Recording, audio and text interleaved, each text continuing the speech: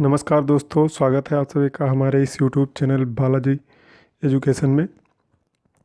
आज हम बात करेंगे मोस्ट इम्पॉर्टेंट जीएस के क्वेश्चन जो रेलवे के एग्ज़ाम में पूछे जा चुके हैं।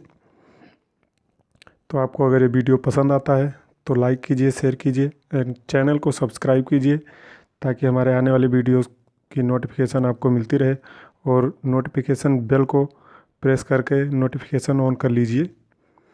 चलिए शुरू करते हैं। पहला प्रश्न है, बकिंगम पैलेस कहाँ है? बकिंगम पैलेस कहाँ है? चलिए आप अपने मन में प्रश्न का उत्तर दीजिए, उसके बाद हम आपको बताते हैं। आप एक चेक कीजिएगा कि आप कितना सही कर पाते हैं, अपने आप को परख लीजिएगा। चलिए बताइए, बकिंगम पैलेस कहाँ है? Option A London, option B Paris, option C Tokyo, option D New York. तो बकिंगम पैलेस लंदन में है। जो लंदन का राजघराना है, ये एलिजाबेथ, ये वहीं पे रहते हैं, लंदन का राजघराना। चलिए दूसरा क्वेश्चन, गौतम बुद्ध का जन्मस्थली लुम्बिनी कहाँ है? Option A Nepal, option B Bihar, option C Bhutan या ऑप्शन डी सिक्किम।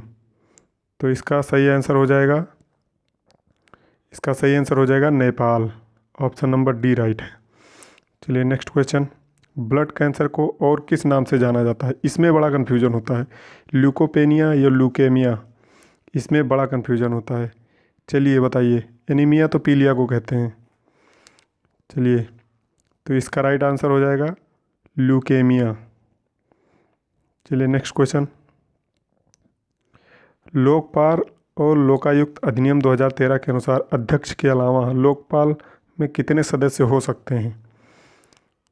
तो इसका आंसर आप दीजिए।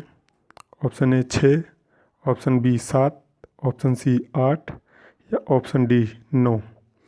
तो इसका राइट आंसर हो जाएगा 8। इसमें 8 सदस्य हो सकते हैं, जिसमें से 50% लोग जुडिशरी से संबंधित होने चाहिए।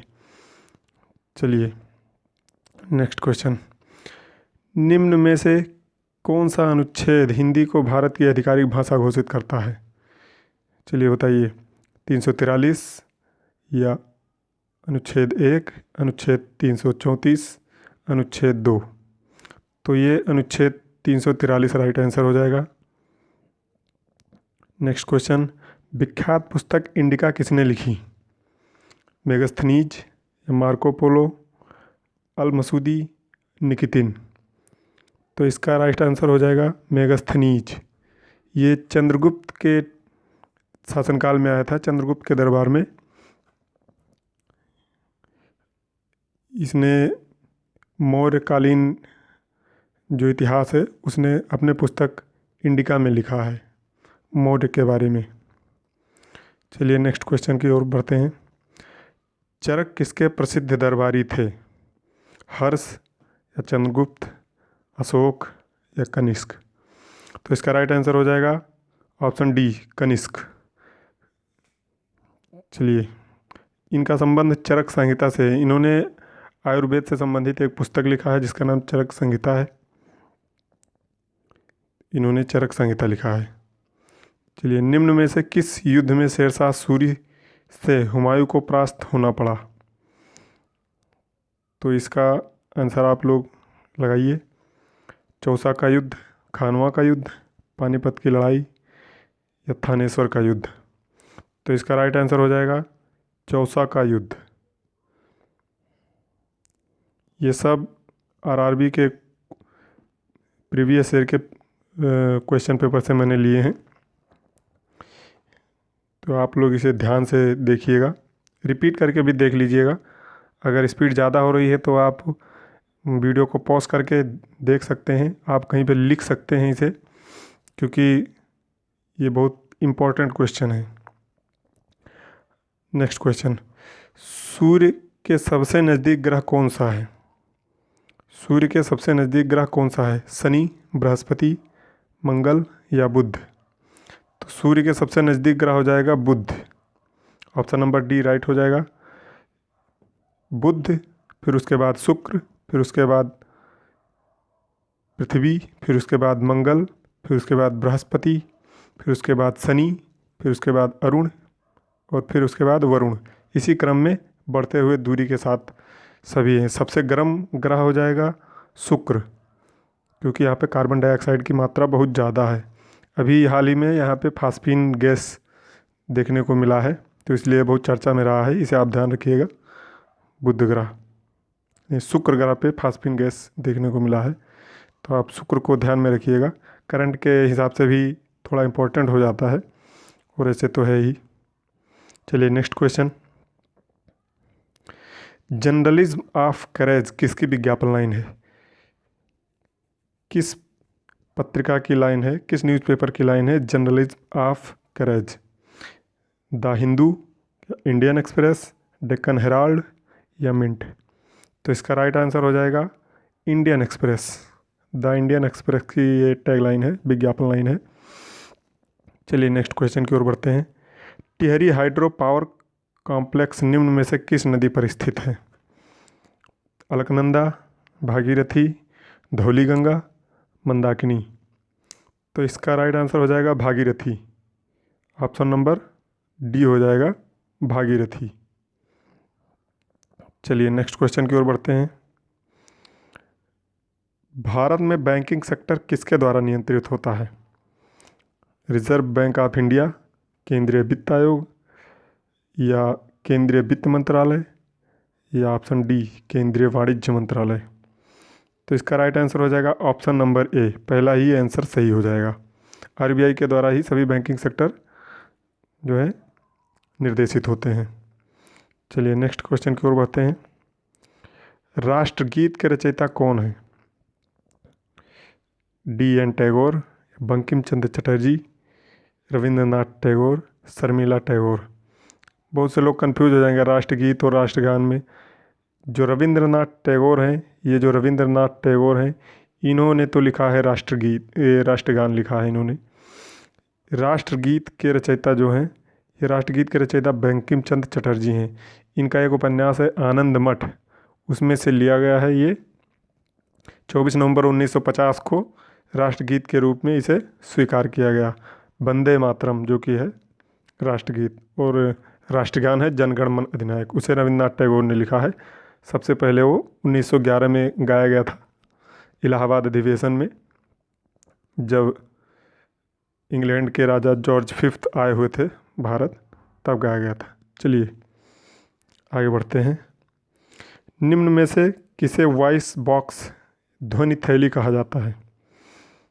चलिए इसका राइट आंसर कीजिए आप लोग।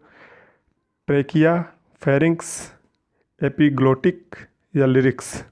तो इसका राइट ऑप्शन हो जाएगा option number D lyrics. Lyrics को वॉइस ऑफ बॉक्स कहते हैं। चलिए नेक्स्ट क्वेश्चन देखते हैं। निम्न में से कौन सा भारतीय सेना का रेजिमेंट नहीं है? Punjab regiment, Jat regiment, Sikh regiment, Himachal regiment? तो इसका ऑप्शन नंबर डी सही हो जाएगा। हिमाचल रेजिमेंट भारतीय सेना का कोई भाग नहीं है। चलिए नेक्स्ट क्वेश्चन की ओर बढ़ते हैं। विषय वस्तु में समान संख्या में मत पड़ने पर अध्यक्ष के द्वारा दिए जाने वाले मत को कहा जाता है? चलिए इसका राइट आंसर क्या होगा, आप लोग बताइए। कास्टिंग वोट, रिवॉल्यूशन वोट या टाई ब्रेकर या डिसाइडिंग वोट? तो इसका राइट आंसर हो जाएगा कास्टिंग वोट, जो अध्यक्ष देता है। टाई के केस में ही केवल मत देता है वो, और उसके वोट को कास्टिंग वोट कहते हैं। चलिए नेक्स्ट देख लेते हैं। संविधान की किस सूची में मान्यता प्राप्त भारतीय भाषाओं की सूची है? 5वीं सूची, 6ठी सूची, 7वीं सूची या 8वीं सूची? तो इसका राइट आंसर हो जाएगा 8वीं सूची, ऑप्शन नंबर डी। 22 भाषाएं हैं। मूल संविधान में 14 भाषाएं थीं, अभी प्रेजेंट टाइम में 22 भाषाएं हैं। चलिए नेक्स्ट देखते हैं। तीसरी बौद्ध सभा का आयोजन किसके शासनकाल में हुआ? इसका ऑप्शन आप लोग इसका लगाइए, आंसर दीजिए। अपने मन में टिक लगा लीजिए, फिर उसके बाद हम बताते हैं। ऑप्शन नंबर ए है अशोक, ऑप्शन बी है कनिष्क, ऑप्शन सी हर्ष, ऑप्शन डी समुद्रगुप्त। तो इसका हो जाएगा option A Ashok. Option A सही है, अशोक हो जाएगा, अशोक के टाइम पे हुआ था। चलिए नेक्स्ट बढ़ते हैं।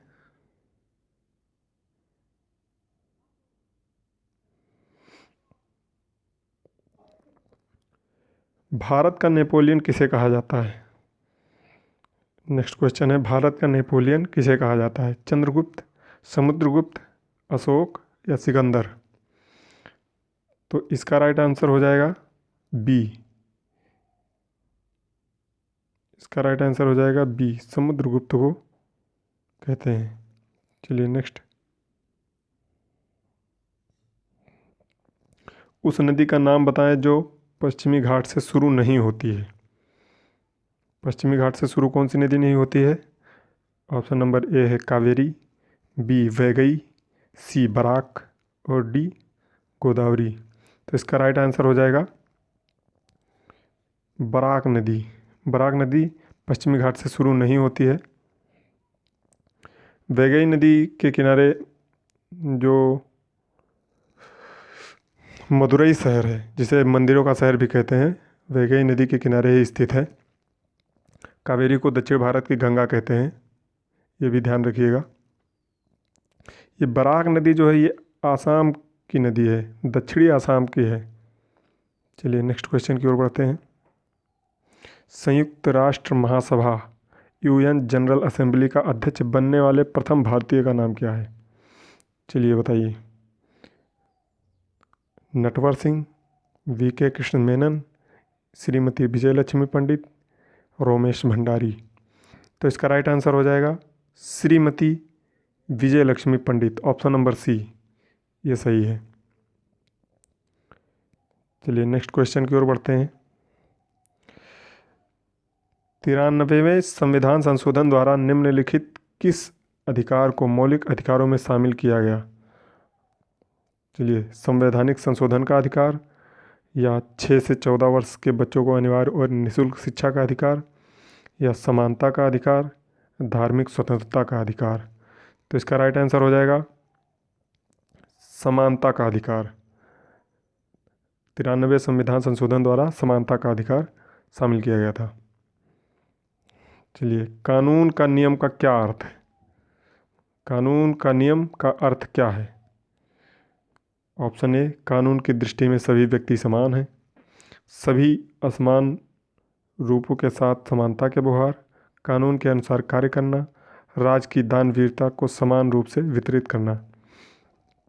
तो इसका राइट आंसर हो जाएगा option number A. Option number A इसका राइट आंसर हो जाएगा। चलिए नेक्स्ट क्वेश्चन की ओर बढ़ते हैं। नेक्स्ट क्वेश्चन है, संसद के पहले घंटे की बैठक का समय आमतौर पर प्रश्न को पूछने के लिए रहता है, इसे क्या कहा जाता है?